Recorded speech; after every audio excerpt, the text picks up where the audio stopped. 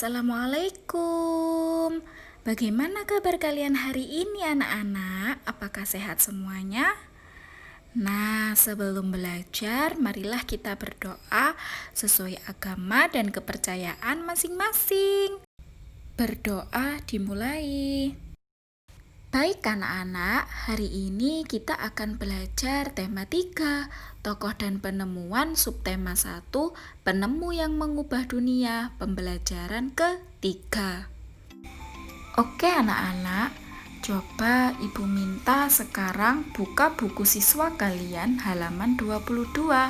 Kemudian kalian baca ya.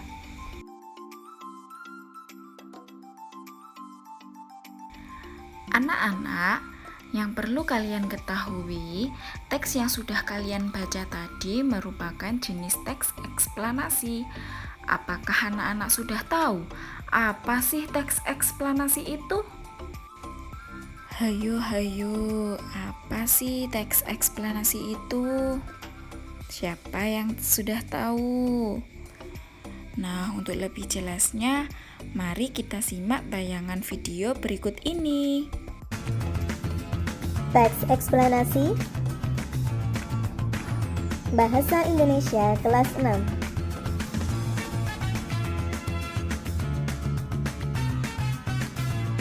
Apa saja ya yang akan kita pelajari dalam teks eksplanasi ini? Yang pertama, pengertian teks eksplanasi. Yang kedua, struktur teks eksplanasi. Dan yang ketiga, contoh dari teks eksplanasi. Pengertian dari teks eksplanasi adalah, kira-kira apa ya? Ada yang sudah tahu? Pengertiannya adalah teks yang menjelaskan proses terjadinya fenomena. Fenomena biasa kita sebut sebagai kejadian atau peristiwa, baik fenomena alam, sosial maupun budaya.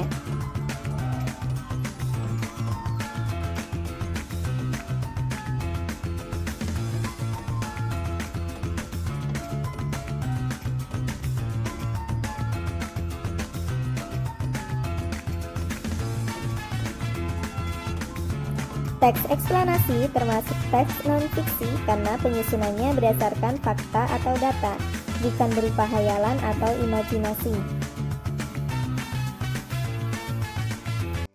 Berikut adalah struktur teks eksplanasi. Yang pertama adalah pernyataan umum. Berisi informasi umum yang telah diketahui banyak orang mengenai suatu fenomena. Kedua, deretan penjelas. Berisi informasi tentang urutan terjadinya peristiwa atau suatu fenomena. Dan yang ketiga, simpulan atau disebut dengan interpretasi. Berisi hasil akhir dari pernyataan umum dan deretan penjelas.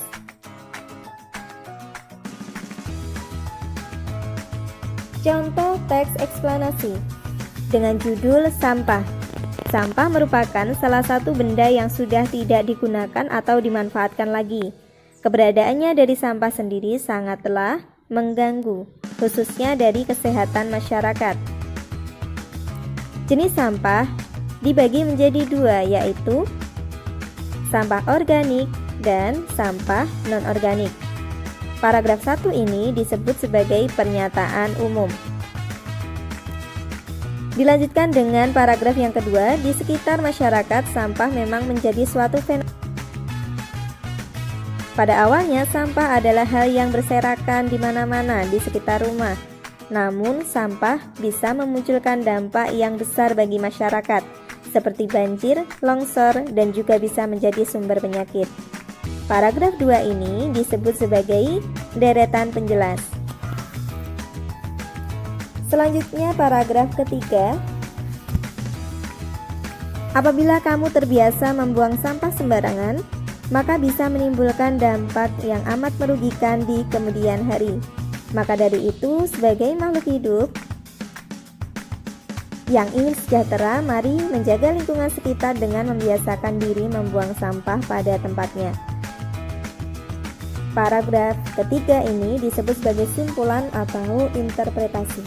Mudah bukan memahaminya? Baik, terima kasih dan tetap semangat belajar ya.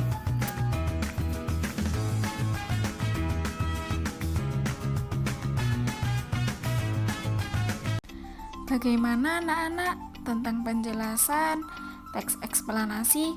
Apakah kalian sudah paham? Baik.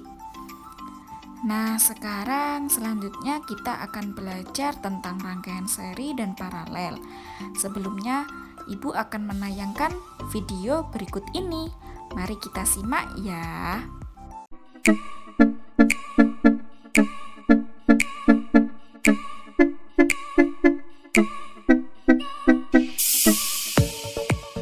Rangkaian beban seri dan paralel.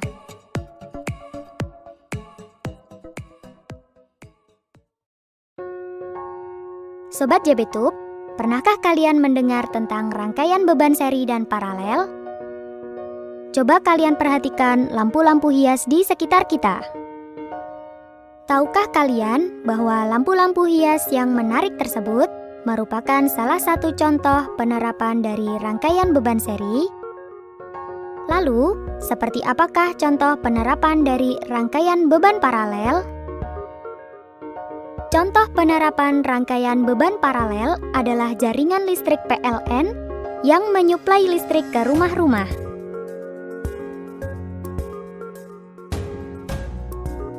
Agar kalian dapat memahami tentang rangkaian beban seri dan paralel, perhatikan percobaan berikut ini.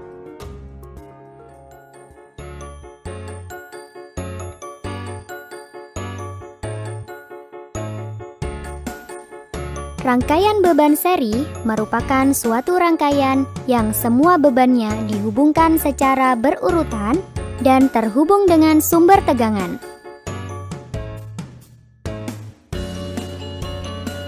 Beban yang terpasang dapat berupa lampu yang berjumlah 2 buah atau lebih.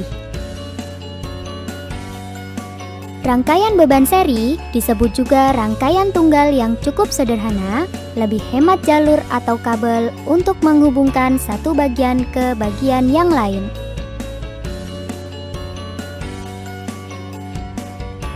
Apabila saklar pada posisi on, elektron akan mengalir dari kutub negatif menuju kutub positif baterai melewati beban lampu yang tersusun seri.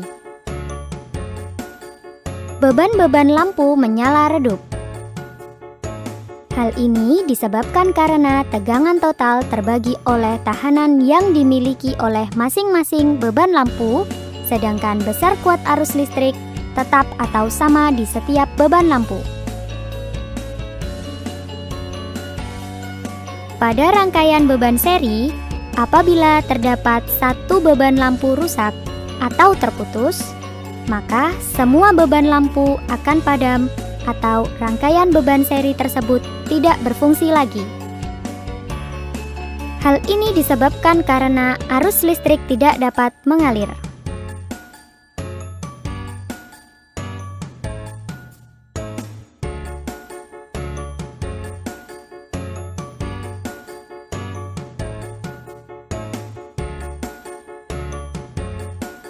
Rangkaian beban paralel merupakan suatu rangkaian yang semua bebannya dihubungkan secara bersusun dan terhubung dengan sumber tegangan. Beban dapat berupa lampu yang berjumlah 2 buah atau lebih. Rangkaian beban paralel merupakan rangkaian bercabang, sehingga memerlukan jalur dan kabel penghubung yang lebih panjang.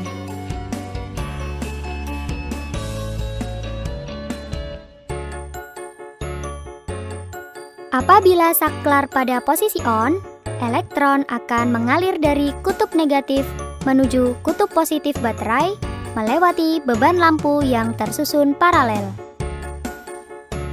Ketiga beban lampu menyala terang.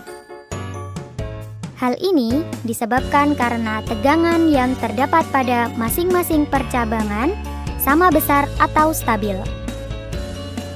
Sementara itu, kuat arus listriknya terbagi pada setiap cabang menurut besarnya tahanan beban pada cabang tersebut. Pada rangkaian beban paralel, Apabila terdapat satu beban lampu rusak atau terputus, tidak akan mempengaruhi beban lampu yang lain.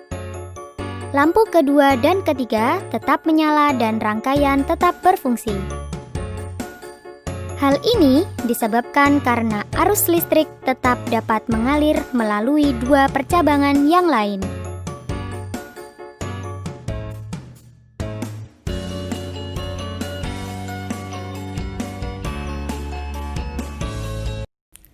Nah, setelah kalian melihat tayangan video tentang rangkaian seri dan paralel, kalian menjadi lebih tahu, bukan? Nah, sekarang coba Ibu minta untuk kalian menggambar rangkaian seri ya, kemudian dikirim melalui PCWA. Dan selanjutnya jangan lupa ya untuk mengerjakan soal yang sudah diberikan oleh Ibu.